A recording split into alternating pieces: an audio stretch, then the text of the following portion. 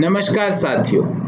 जैसा कि आप सब लोगों को विदित होगा कि आज से मैं प्रोफेसर गौरव वल्लभ की बात तथ्यों के साथ नामक वीडियो श्रृंखला का प्रारंभ कर रहा हूं। इसी श्रृंखला का पहला वीडियो लेकर मैं आज आप सबके सामने प्रस्तुत हुआ। साथियों, आज का मेरा पहला वीडियो समर्पित है मोदी सरकार के एक ऐतिहासिक कारनामे पे।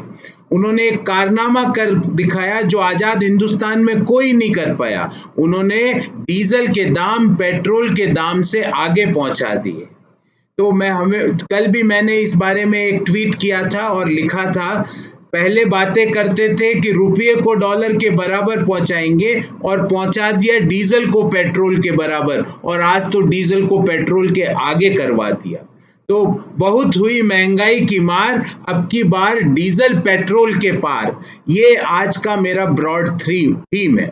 साथियों, मैं अपने सवाल पूछूं, सरकार से अपने जवाब मांगूं, उससे पहले मैं चाहता हूं कि आप सब लोग ये चीज समझें कि पेट्रोल की प्राइसेस, पेट्रोल की कीमत आखिर निर्धारित कैसे होती है। वो कौन कौन से घटक हैं जो पेट्रोल और डीजल की प्रति लीटर कीमत को निर्धारित करते हैं। केंद्र सरकार के कौन से घटक है, राज्य सरकार के कौन से घटक है। साथियों, भारत पेट्रोल को इंपोर्ट करता है और हम जिस ऑयल को इंपोर्ट करते हैं उसको ब्रेंट क्रूड कहते हैं। आज लगभग ब्रेंट क्रूड के दाम $42 प्रति बैरल है और एक बैरल में 159 लीटर्स होते हैं। तो आज $42 प्रति बैरल पे हमको ब्रेंट क्रूड मिलता है। अगर हम आज की एक्सचेंज रेट, जो कि $1 लगभग 75 रुपए से ज्यादा का है, वो अगर इस $42 से गुना कर दें तो हमको प्रति बैरल लगभग 3,200 रुपये का क्रूड कच्चा तेल बाहर के देशों से मिलता है। और इसको अगर हम प्रति लीटर निकालें, 3,200 को 159 से भाग दे दें, क्योंकि एक बैरल में 159 लीटर होते हैं, तो मोटा मोटी कच्चा तेल भारत को आज 20 रुपये प्रति लीटर में पड़ता है। ये कच्चा तेल है।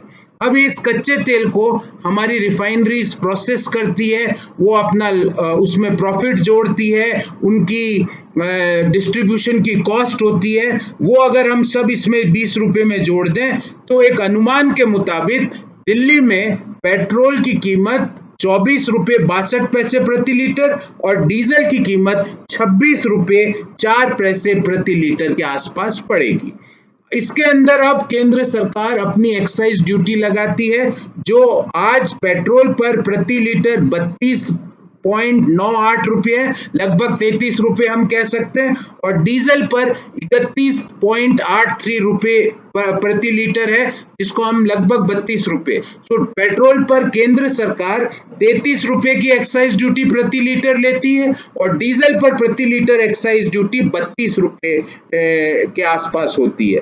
अगर हम इसमें पेट्रोल पंप मालिकों का कमीशन जोड़ दें तो लगभग, अगर हम कहें कि स्टेट गवर्नमेंट के वैट लगाने से पूर्व दिल्ली में और देश के अन्य भागों में पेट्रोल की कीमत 61 रुपये 20 पैसे और डीजल की कीमत 60 रुपये 40 पैसे पड़ी। ध्यान रहे, इस 61 रुपये में 33 रुपये एक्साइज ड्यूटी है।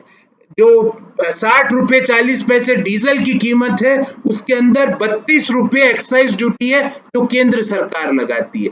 कच्चे तेल की कॉस्ट मात्र 20 रुपये प्रति लीटर पड़ रही है, पर इसको इन्होंने, केंद्र सरकार ने एक्साइज ड्यूटी लगाकर अब कीमत कर दी 61 रुपये 20 पैसे और 60 रुपये 40 पैसे प्रति लीटर पेट्रोल और डीजल की। इसके ऊपर राज्य सरकारें अपना वैट लगाती है। दिल्ली आज 30% वैट लगा दी है पेट्रोल और डीजल पर। तो अगर हम 61 रुपये 20 पैसे प्रति लीटर, जो वैट के पहले की कॉस्ट है पेट्रोल की, उस पे वैट लगाएं तो 18 रुपये 36 पैसे प्रति लीटर दिल्ली सरकार टैक्स लगाती है पेट्रोल पर और 18 रुपये 45 पैसे प्रति लीटर दिल्ली सरकार टैक्स लगाती है डीजल पर। और यही इतना ही टैक्स लगभग देश की अन्य राज्य सरकारें भी लगाती है। हालांकि दिल्ली सरकार का जो वैट है वो कई राज्य सरकारों से काफी ज्यादा है, कई राज्य सरकारें इससे कम भी लगाती है। इस कारण से आज पेट्रोल की कीमत और डीजल की कीमत 80 रुपए प्रति लीटर पर आके खड़ी हो गई। अगर मैं प्रिसाइसली बोलूं तो दिल्ली में आज पेट्रोल की कीमत जो थी वो 79 रुपए कुछ पैसा थी और डीजल की कीमत भी 79 रुपए कुछ पैसा थी, पर दोनों के डिफरेंस 12 पैसे प्रति लीटर का डिफरेंस था। अब ये तो हो गई इनकी प्राइसिंग। अब मेरे इस संदर्भ में इस प्राइसिंग को समझाने का मकसद ये था कि मैं आप सब लोगों के माध्यम से केंद्र सरकार से 3 सवाल पूछना चाहता हूं। मेरा पहला सवाल ये है कि अगर हम कंपैरिजन करें एक्साइज ड्यूटी का 2014 से और आज की एक्साइज ड्यूटी का, तो 2014 में पेट्रोल पर 9 रुपए 20 पैसे प्रति लीटर एक्साइज ड्यूटी लगती थी, जो आज 33 रुपए हो गई। तो ये 258% का जंप क्यों हुआ? डीजल पे एक्साइज ड्यूटी 2014 में मात्र 3 रुपए 46 पैसे केंद्र सरकार लगाती थी, तो आज 31 रुपए 83 पैसे, मतलब 820% की वृद्धि क्यों हुई? क्या केंद्र सरकार के पास राजस्व के कोई और स्रोत नहीं है? क्या उनका एकमात्र स्रोत मध्यम आय वर्गीय और निम्न आय वर्गीय लोगों से पेट्रोल और डीजल की वसूली, एक्साइज ड्यूटी से वसूली करना रह गया है? क्या उनका और स्रोत आयकर नहीं है? क्या उनके और जीएसटी के स्रोत नहीं है? ये हरदम इस पे ही वसूली क्यों? और पेट्रोल पर एक्साइज ड्यूटी 258% और डीजल पर एक्साइज ड्यूटी 820% तक क्यों बढ़ाई गई पिछले 6 सालों में?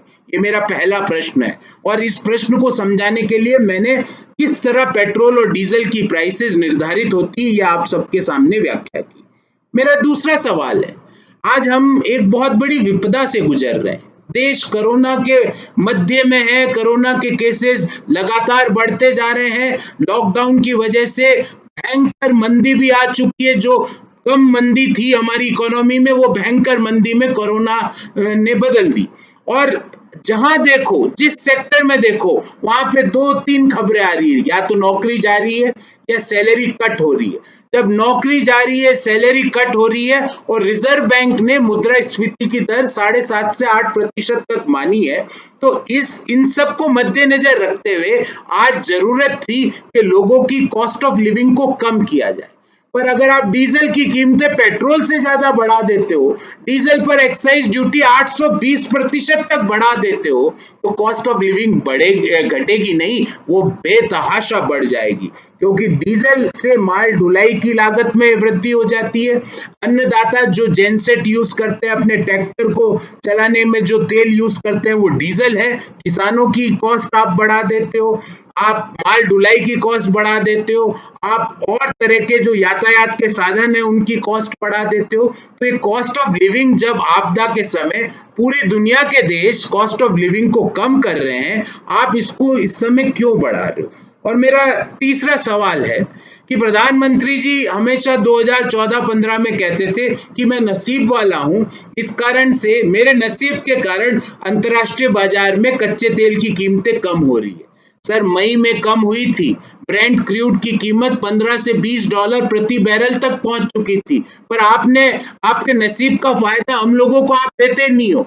आपका तो एक ही नियम है, मीठा मीठा आप ले लो और कड़वा कड़वा हमको दे दो। जब कच्चे तेल की कीमतें घटती है तो उसका फायदा हिंदुस्तान के लोगों को नहीं मिलता है, पर जब कच्चे तेल की कीमतें जरा सी बढ़ती है तो हमारे यहाँ कीमतें उससे डबल बढ़ा देते हो।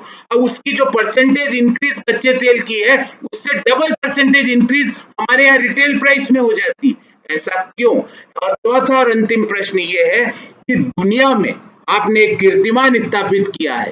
दुनिया में पेट्रोल और डीजल की जो कीमत है उसके अंदर 70% टैक्स है हमारे देश में, जो दुनिया के किसी भी देश में अगर आप कंपेयर करें वो मैक्सिमम है। मैं यहाँ पे अमेरिका, ब्रिटेन, ब्राजील, इन देश नहीं, दुनिया के हर देश से हमारा टैक्स पेट्रोल और डीजल में ज्यादा है।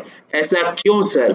ऐसा इस आपदा के समय आपको हमें रिलीफ देना चाहिए था, आप हमारी कॉस्ट ऑफ लिविंग को क्यों बढ़ा रहे हैं? ये मेरे आज के 4 सवाल थे माननीय प्रधानमंत्री जी से, क्योंकि तेल के मंत्री तो कुछ बोलते नहीं है, और सरकार से। और इसको सवाल पूछने से पहले मैंने आपको पेट्रोल और डीजल का पूरा स्ट्रक्चर बता दिया कि 70% से ज्यादा जो कीमत के अंदर जो पेट्रोल और डीजल का अंश है वो केंद्र और राज्य सरकारों के कर का अंश है। सोचिएगा जरूर। और कल मैं एक नया विषय लेकर आप सब लोगों के सामने आऊंगा।